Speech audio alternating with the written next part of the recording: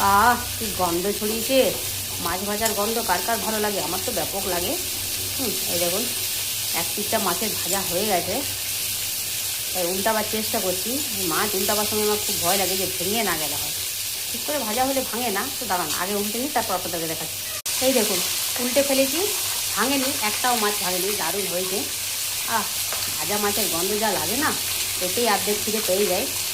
আর মাছের ঝোলটা দিতে তার বলার কিছু নেই, বাঙালি হচ্ছে মাছের ঝোলের ভক্ত, মাছ ছাড়া ভাত ভাবাই যায় না। তার উপর বিশেষ করে দুপুরবেলার খাবারটা মাছ ছাড়া ভাবা যায় বলুন তো?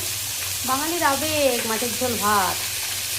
তো মাছ রান্না চলছে আমার বাড়িতে, আর বাকিগুলো এখন হবে না, এখন রান্নাটা আমার কমপ্লিট হয়নি, অনেকটাই বাকি প্রায়। তো দুপুরবেলা খাওয়া দাওয়া একটু দেরিতেই হয়। তো চলুন, মাছের ঝোল ভাত আমার বাড়িতে সবাই নিমন্ত্রণ রইল, সেটা খাবেন, সবাই চলে আসুন। তবে অনেকেই বলবেন দিদিভাই এই কয় পিস মাছ, তার আবার আমাদেরকে নিমন্ত্রণ করছেন, হবে তো সবারই, না হলে ভাগ করে খাবো, ঠিক আছে, তাই না? ভাগ করে খাওয়ার মজাটাই আলাদা।